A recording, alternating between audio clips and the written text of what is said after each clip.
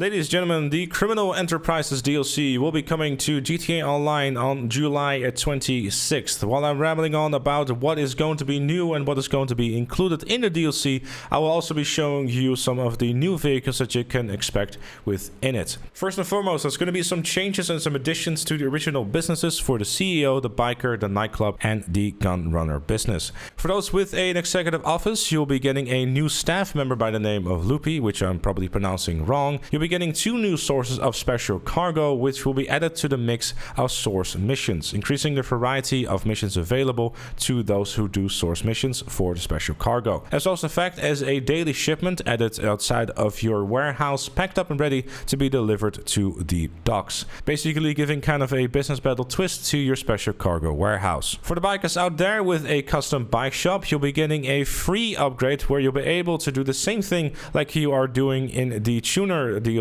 where in the auto shop you can customize clients' bikes to specifications that they like and then deliver them. It's just going to be following the same system as that, I would assume so. Bikers will also be able to do 2 new clubhouse contracts as well as a bar resupply mission, kind of giving the same idea as you have with the nightclub, where you can probably just keep the bar operational and maybe even generate some passive revenue, which will probably be like $50,000 to $100,000 for just simply having it running in the background and keeping it everyone happy, because that's just what you do, earning you a little bit extra cash in the process. For those gun runners out there, aka the people with a bunker, you'll be able to do a daily delivery with a ammunition store and then get some additional cash in the process. When restocking your bunker, you will also be coming across 2 new resupply missions, so make sure to give that a look or just keep buying supplies like everyone has been doing for years. And people will now also be able to launch these resupply missions from the road instead of needing to go to the bunker, as well as doing resupply missions for your research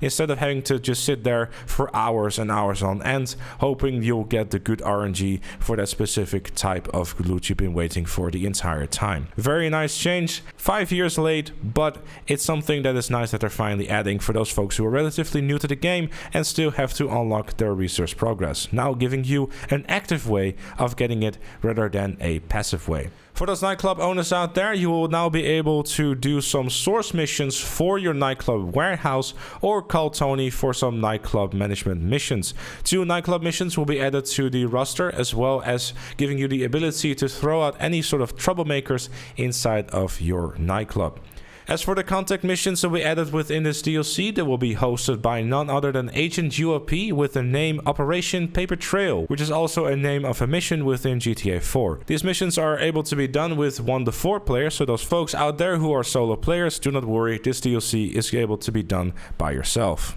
In terms of the vehicles, there also are 2 new Amani Tech vehicles where you'll probably be able to go once again to the agency, where you're also then able to beef up with your anti-lock-on jammer, as well as the remote control and much more like we had in the previous DLC. In addition to that, there will be new tuners vehicles as well as Benny's vehicles added to the game, as well as HSW upgrades to existing vehicles, obviously for those on the PS5 and Xbox Series X and S. Plus, original vehicles from way back in the day will also be getting some newer and deeper customization options for those that might still own them or now want to give them another purchase. This is something that has been done before with like new liveries and some additional bumpers and that sort of stuff, so don't expect anything too crazy, but you know, if you know how those old vehicles are in terms of customizations, they are nothing in comparison to what they are nowadays. Aside from that, there's of course also the new weapons, which I will be showing off now. First up, we have a bolt action single shot rifle, which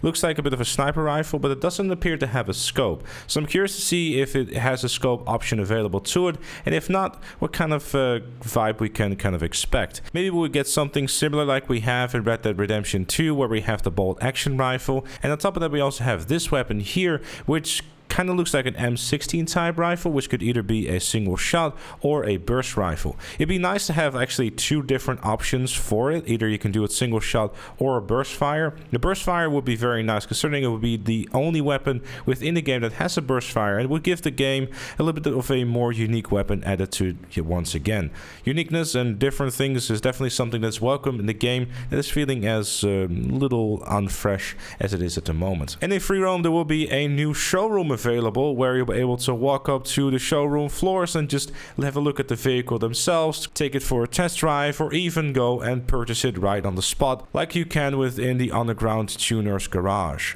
And obviously I'm sure these will be swapped out during every single event week. And last but certainly not least is Rockstar confirming that the increased payouts will also be coming to the original heist as well as the Doomsday heist, which is quite interesting, especially because the Doomsday heist can be done with 2 players. This might be a very interesting change, and I'm looking very much forward to seeing how well these payout increases are going to be. And obviously, if you are too and want to know much more about the DLC when it launches and leading up to the DLC with some more discussion about it, make sure to subscribe to the channel as well as leaving a like if the video if you found it useful. And if you are really liking what you see, make sure to become a member like Chloe and Robert. That was all for it today. Thank you also very much for watching, and I'll see you all later.